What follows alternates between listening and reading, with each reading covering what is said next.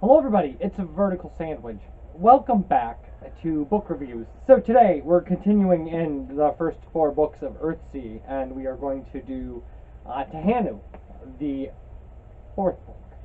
The fourth book of the Earthsea cycle won the Nebula Award for Best Novel in 1991.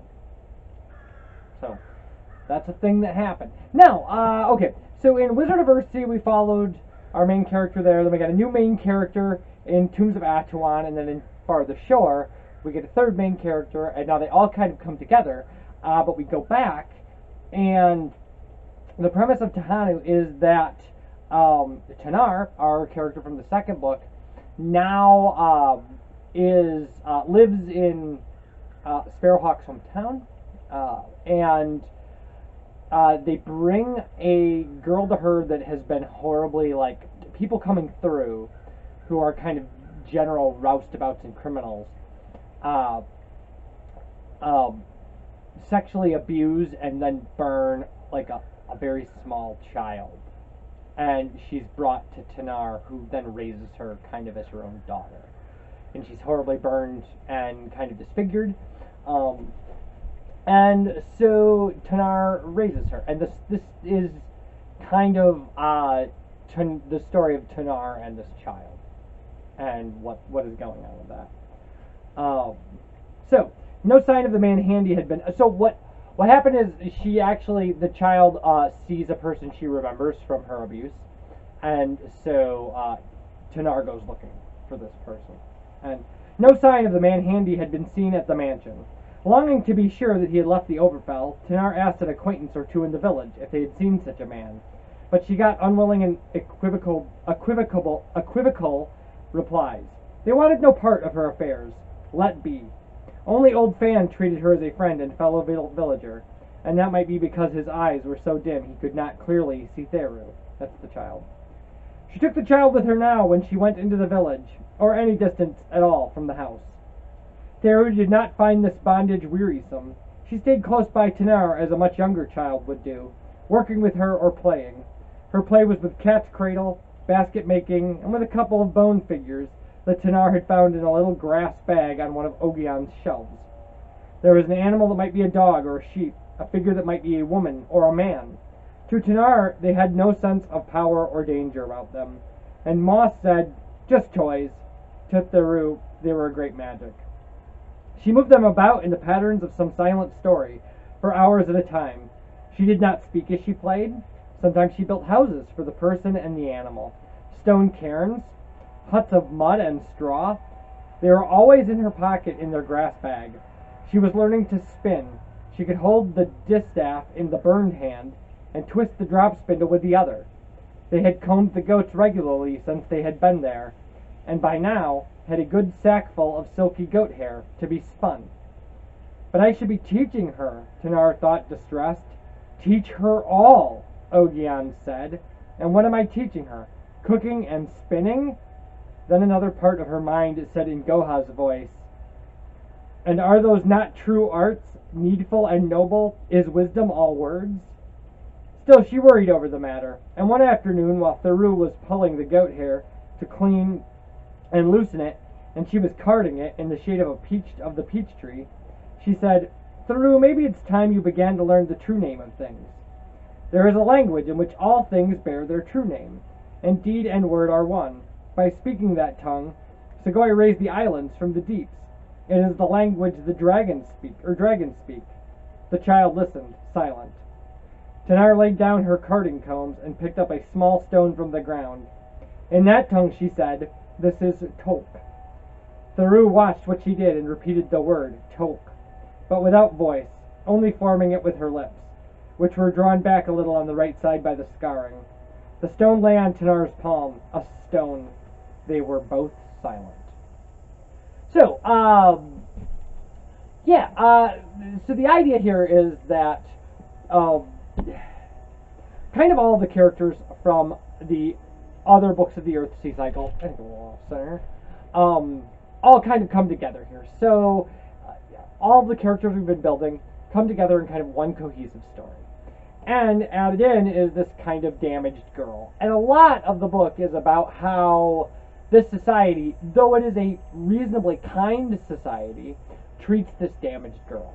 That the assumption seems to be made that if evil things were done to her, then there must be something evil about her, even though she was just a child when she was abused in her.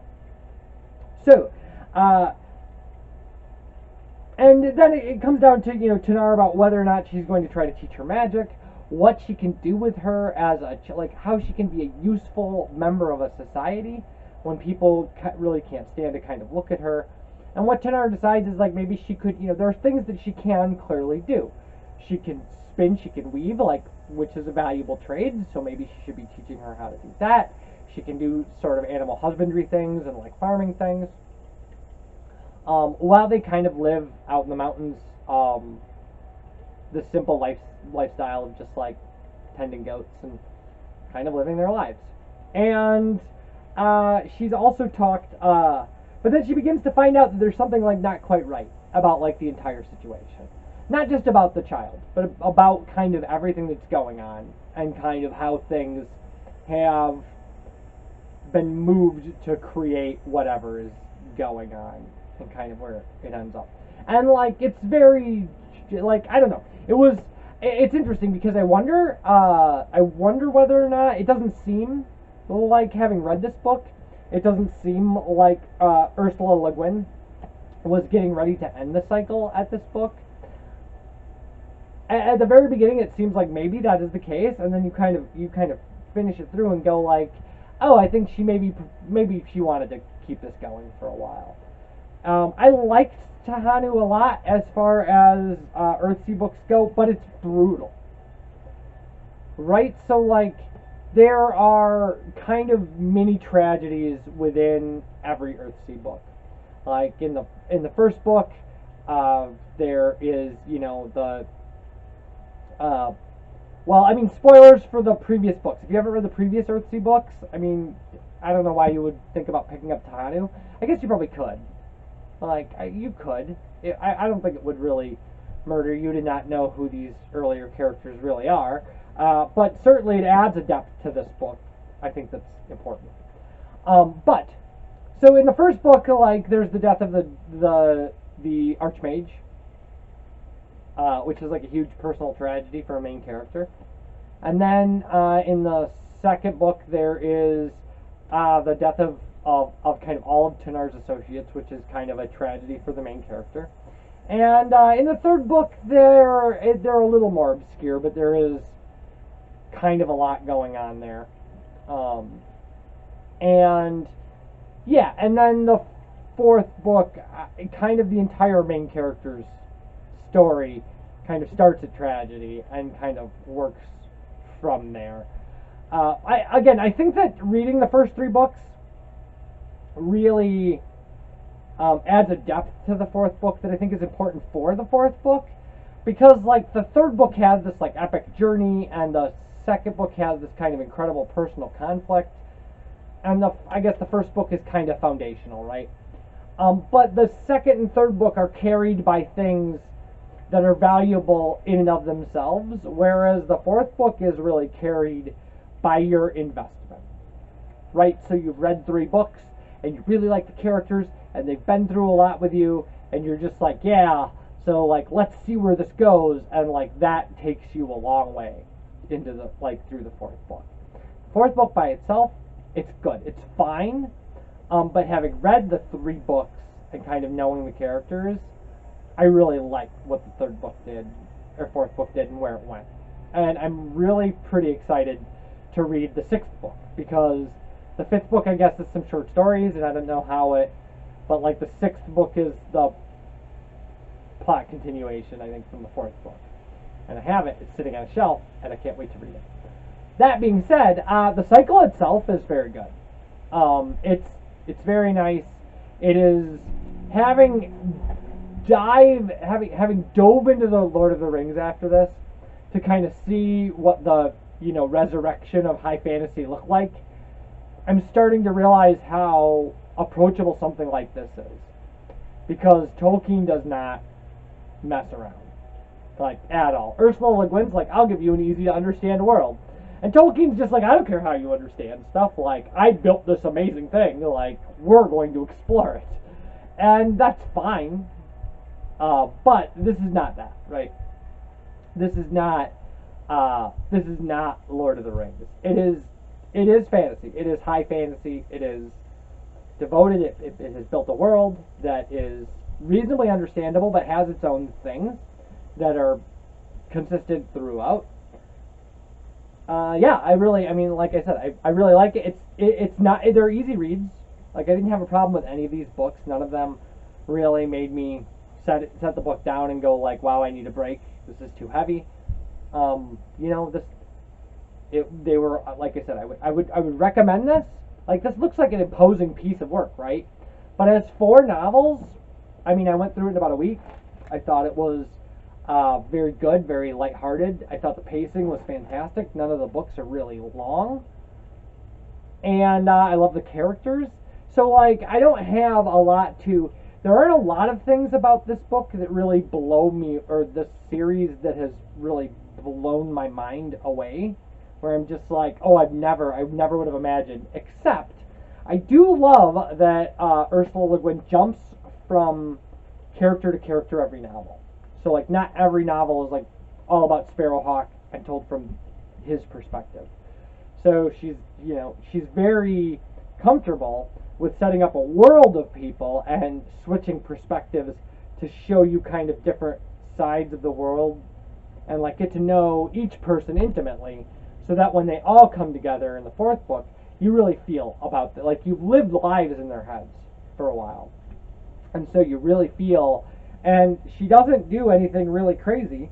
Like, the interactions from all these people seem very organic and natural. So she's very consistent and good that way as well. So, yeah, I mean, I really think it's a quality series. I would definitely, I mean, there is some real darkness and death kind of in the later novels. So, I mean, keep that in mind if what you're doing is looking for a review of young adult literature, for a child, especially like the abuse, the horrible abuse of a child to start the 4th book, is a little maybe alarming for a very young audience. But I thought, as young adult literature, I don't think that this is, I mean, I think it's a little more advanced than, but I don't think, there isn't anything in here, I think, that really is going to challenge a young adult reader. So, and I think that the pacing is good. I think that I thought they were quality books. I really like them. And that's coming from, as an adult. I am not a young adult. I'm an adult. And, I found they were very good. So, yeah, that's the first 4 books of Earthsea done. And when we come back next week, a ridiculously classic science fiction novel. Bye, everybody.